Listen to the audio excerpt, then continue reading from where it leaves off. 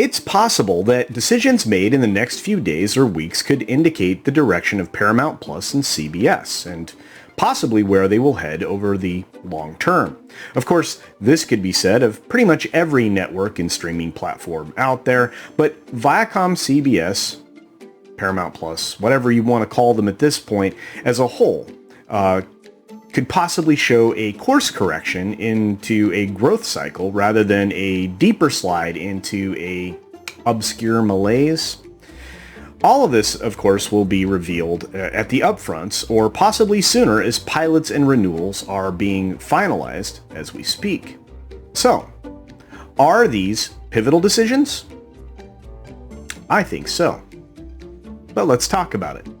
Ladies and gentlemen, hiss and foes, welcome to the Culture Casino!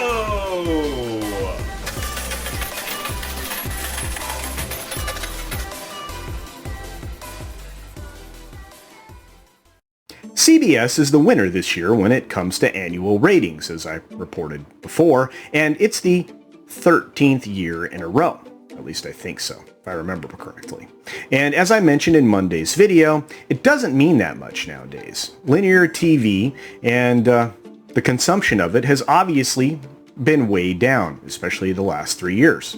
In fact, it's been down over the last 5 years.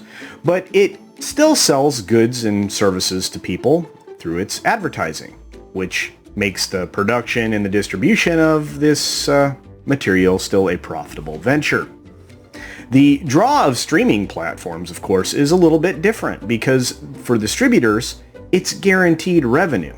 For Netflix, it took years to build into a profitable model for at least their streaming content. Now for Amazon, it was an add-on that was given away with Prime as part of the free shipping that you're buying into, which of course is, cost saving for consumers, right? With Warner, the service has started out with slow, organic growth on the strength of its very large catalog of programming. The expansion beyond North America is close, but the numbers will take time to tick up, and it's going to roll out across 60 countries over the next couple of years. For Disney, it started out as a planned and plotting model that was completely abandoned when the global crisis hit and circumstances demanded 5 years worth of expansion fall all into 1 year. This will hurt them in the long term, of course, but that's a story for another day. Oh, by the way, they know it's going to hurt them. Then we have, of course, Paramount Plus. Now, this is an also-ran that started with the same sputtering lunge of, let's say, Quibi. You remember Quibi, right? Of course, the sputtering start for Paramount Plus came under a different masthead as CBS All Access. The promised content leaned into legacy products and one legendary product, Star Trek. The plan revolved around up to 5 simultaneous Star Trek shows in production from Secret Hideout. It also relied on a few other originals to go along with the catalog of programming that Viacom and Paramount actually still controlled. The plan was haphazard at best, of course, relying on Alex Kurtzman to carry the service with standout programming as a descendant of the J.J. Abrams tree of mediocre creators. As it's said, no plan survives the first engagement with the enemy, and things did not progress swimmingly, and it left CBS All Access searching for subscriber growth. Bad buzz around the Star Trek products and other offerings did not help, and further troubles were ahead on the linear side of things at CBS as the audience demographic continued to age up. Fewer customers were likely to make the switch to a streamer because of the age factor, and after all, the average age for primetime, at least for a CBS viewer, is well into their 60s. In fact, it's creeping up to 70 here very quickly. CBS actually is the oldest audience. This isn't going to get any better considering Fox is the youngest of the big four networks at 52.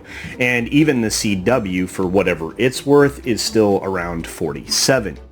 Those numbers are quickly falling after or outside of the desired demographic. The only way to right that ship is to make programming for both linear and TV streaming, right, that appeals to a younger audience. And here's the problem. They all face the same one. Since entertainment is creatively bankrupt right now, what are considered the safe programming choices are reboots of old shows. Now, these older products may appeal to the older audience, but the kids in the demographic really don't care. And of course, that's kids in quotes. Remember when Einstein said insanity is doing the same thing over and over again and expecting different results? Well, here we are. 20 years of the new Hollywood types doing the same things and getting the same results. I wonder. So back to the subject at hand. CBS is going to be making some final decisions when it comes to shows very soon. In fact, it could be today, tomorrow, and into the next couple of weeks. The fate of the show Clarice is likely to be an indicator of how programming plans will be going for the future, at least with CBS and Paramount Plus. If the show survives simply because of the merit of the showrunner, which in this case, for some reason, they still think Kurtzman has merit, then be prepared for another year of failure from CBS and Paramount.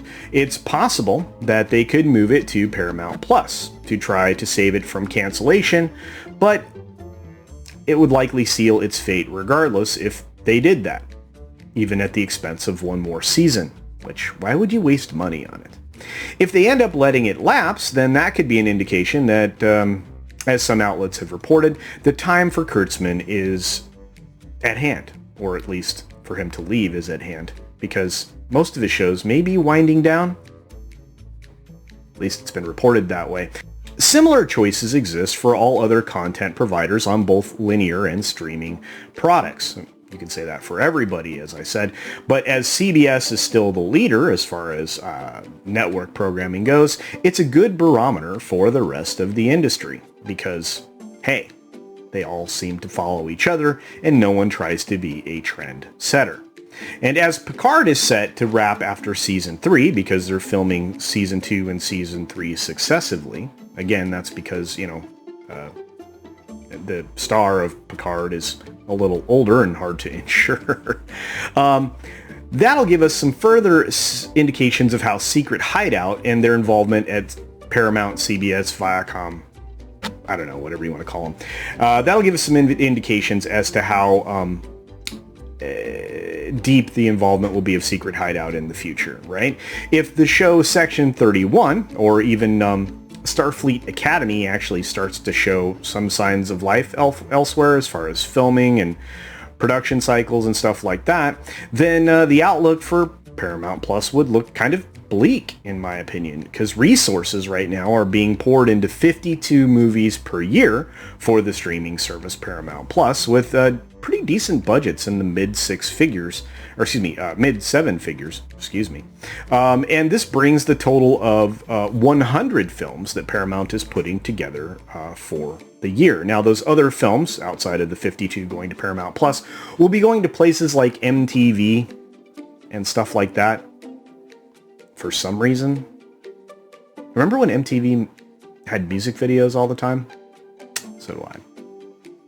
The host for some quote-unquote original shows is impressive, but it dips again into the past with reboots. Reboots of things like Behind the Music and Criminal Minds and Flashdance. I guess that's going to be a show. Frasier. Yay. Grease. Something about pink ladies. iCarly. Like everybody wants that to come back. Road Rules, which was probably where you started to see the descent for MTV and VH1. The Italian Job, which was a movie. Going to make it a TV show. Real World, which of course was the actual descent for MTV. etc., etc. The dearth of quality content in the list that I gave you, pretty evident, with maybe only the arguable saving grace being Frasier. But again, how old is that product? How long has Kelsey Grammer been missing from that show? Didn't it wrap up over 20 years ago? I could be wrong. To be fair, all of the content providers that are not called Netflix are pretty heavy on reboots, or reimagining, as the term would be utilized by many. But CBS seems to be the largest of all of these. In fact, they're the ones that are pursuing that the most, as they don't seem to be able to escape from the audience that watches and pays versus the one that they actually want, which is younger and doesn't care. It seems that someone will finally realize that profit lies in making quality original shows that appeal to everyone and are not driven by political agenda. So I guess the actual question is, will Paramount Plus /CBS Viacom / their parent company, National Amusement, I don't know. Will they seek to differentiate themselves by returning to providing good content? In fact, I think that's the only question here. And my answer, at least my answer, is only if they shake loose the very thought process that has been bringing them down for a long time, bringing down the whole industry. And I guess stymieing super aggressive growth for streaming. I wonder if they'll do it. I don't think so. But hey, what do you think? With a largely aging audience for linear television and the same mentality creeping into streaming, which I would say was there from the very beginning, will Paramount Plus ever become more than an also-ran? I pose that question to you. Please leave your comments in the section below and I will try to get to them quickly. Of course, I encourage you to support other independent creators here on the platform. They absolutely need your support and your help. They would appreciate, just as I do, hitting the like and subscribe button if you're not subscribed, and of course, always leaving a comment. It really does help the algorithm. So pick out 4 or 5 of your favorite creators and try to participate in their products as often as possible, whether it be a video or a live stream. And I will end the video as I always do and say this. Be sure to take care of yourself, take care of others, wash your hands, of course, because it's good hygiene. And until next time, bye. Thanks for visiting today. Be sure you're subscribed and hit that for alerts. Yay! Of course, like and share all of the videos that you can, as it helps with the algorithm. Have a great day.